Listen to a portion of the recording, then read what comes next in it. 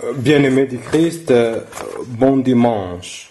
Je vous souhaite un dimanche qui vous permet de grandir dans la sagesse grâce à la parole que nous écoutons. Permettez-moi de vous partager le fruit de ma méditation de ce 28e dimanche du temps ordinaire, année B. Première lecture. Lecture du livre de la sagesse. J'ai prié et l'intelligence m'a été donnée. J'ai supplié et l'esprit de la sagesse est venu en moi. Je l'ai préféré au trône et au sceptre. À côté d'elle, j'ai tenu pour rien la richesse. Je ne l'ai pas mise en comparaison avec les pierres précieuses. Tout l'or du monde auprès d'elle n'est qu'un peu de sable, et en face d'elle, l'argent sera regardé comme de la boue.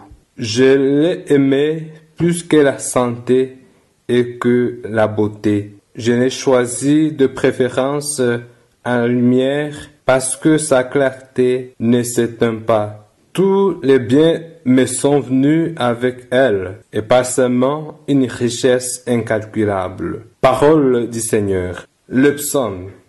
Rassasie-nous de ton amour, nous serons dans la joie. Apprends-nous la vraie mesure de nos jours, que nos cœurs pénètrent la sagesse. Reviens Seigneur, pourquoi tarder? Ravise-toi par égard pour tes serviteurs. Rassasie-nous de ton amour au matin, que nous passions nos jours dans la joie et les chants. Rends-nous en joie tes jours de châtiment, et les années où nous connaissons le malheur. Fais connaître ton œuvre à tes serviteurs, et ta splendeur à leurs fils. Consolide pour nous l'ouvrage de nos mains.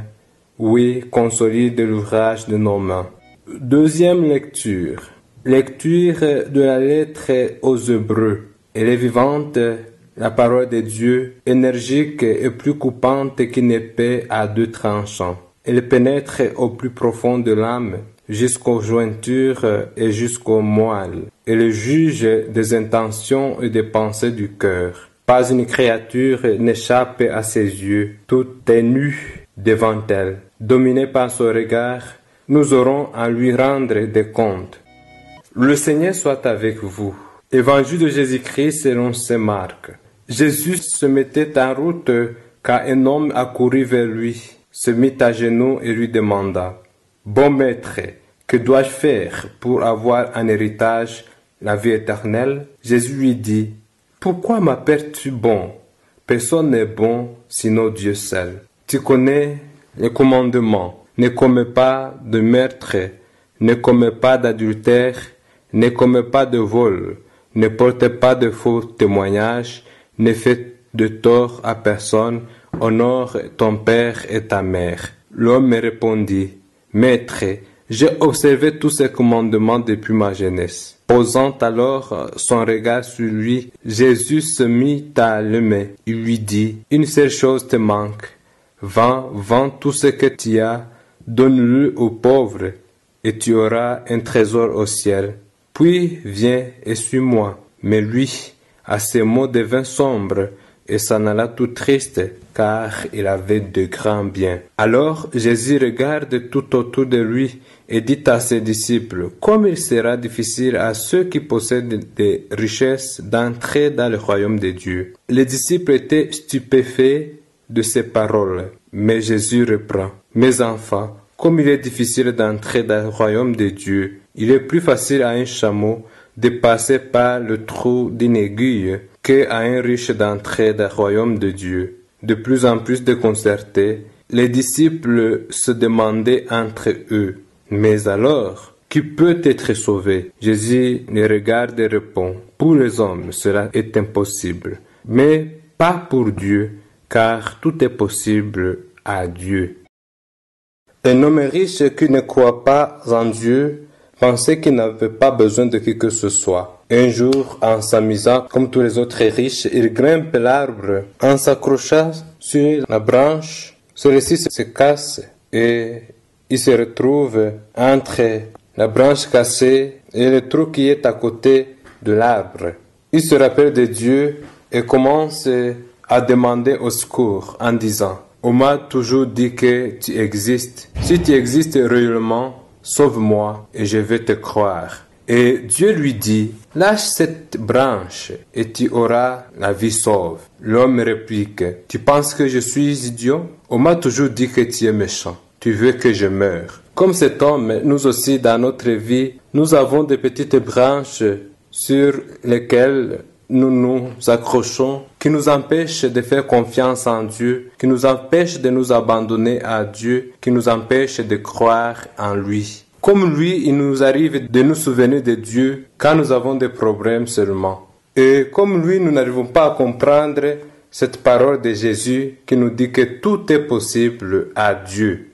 Dieu peut tout.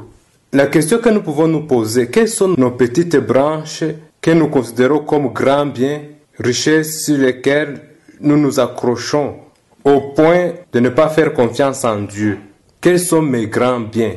Quand Jésus parle de grands biens, de grandes richesses, il ne s'agit pas seulement de richesses matérielles. Tout ce qui nous encombre et qui nous empêche de faire confiance en Dieu. Ça peut être notre méchanceté, notre péché, notre orgueil, notre mensonge. Jésus te demande de laisser le mensonge pour trouver la paix. Tu dis, mais comment je peux vivre sans mentir? Comment je peux vivre sans péché? Comment je peux vivre?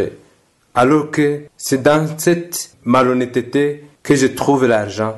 Pour suivre Jésus, ça nous demande de nous dépouiller de tout ce qui n'est pas Dieu, d'avoir confiance en Dieu et de comprendre que sa parole est la seule richesse qui nous amène à la sagesse. Bien-aimés du Christ, les lectures que l'Église nous propose à ce 28e dimanche reviennent sur la richesse, sa source, son sens et son danger. Dans la première lecture, la vraie richesse, c'est la sagesse qui a pour source Dieu lui-même. La deuxième lecture nous parle de la parole de Dieu qui constitue une vraie richesse que tous nous devons chercher à acquérir. L'Évangile nous expose une richesse en contradiction avec Jésus, sagesse par excellence et parole vivifiante. La première lecture fait l'éloge de la sagesse qui est un don précieux et le plus grand de Dieu.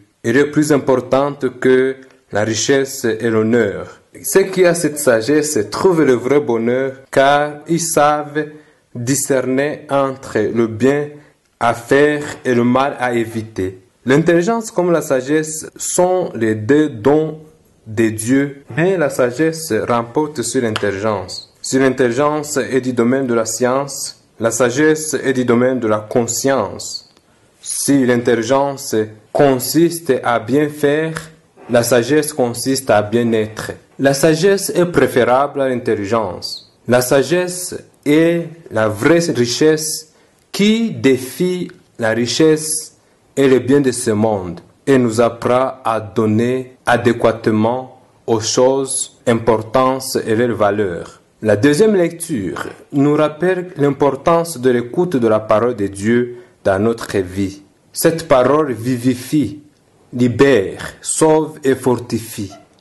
Mais en même temps, elle dérange parce qu'elle nous invite à la conversion, parce qu'elle juge nos actes et nos pensées. Elle pénètre nos cœurs et nous fait sortir de notre quiétude et torpeur pour nous faire des hommes libres et heureux.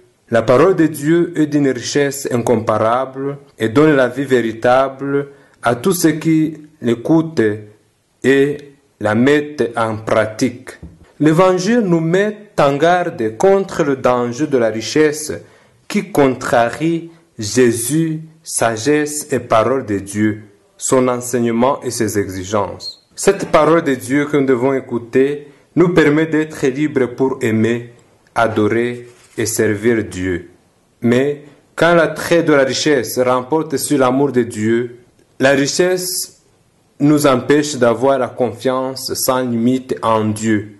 Quand la richesse remporte sur l'adoration qui revient à Dieu seul, elle devient une idole. Et quand la richesse remporte sur le service de Dieu, elle devient servitude et nous rend esclaves. Nous aussi, comme ce jeune homme, nous pouvons demander à Jésus ce que nous devons faire. Mais lui, nous dira ce que nous devons être. Pour hériter le ciel, nous devons être libres, humbles et confiants en Dieu. Nous aussi, Jésus nous regarde et nous aime. Sommes-nous prêts à abandonner tout pour le suivre? Quelles sont nos richesses et nos grands biens qui nous empêchent de suivre Jésus et d'hériter le ciel?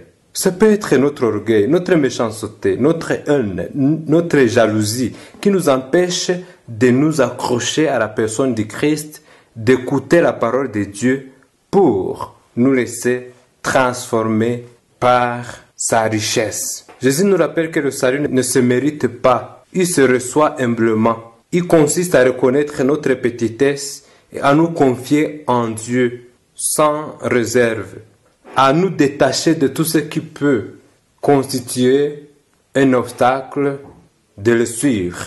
Que Dieu nous donne un cœur sage, bon, confiant et humble, qui nous apprenne la sagesse et que nos cœurs pénètrent cette sagesse capable de gouverner notre vie. Qu'en écoutant la parole de Dieu, nous soyons toujours libres pour l'aimer, le servir et l'adorer pour les siècles des siècles. Amen. Le Seigneur soit avec vous. Que Dieu Tout-Puissant vous bénisse, le Père, le Fils et le Saint-Esprit. Amen. Esprit.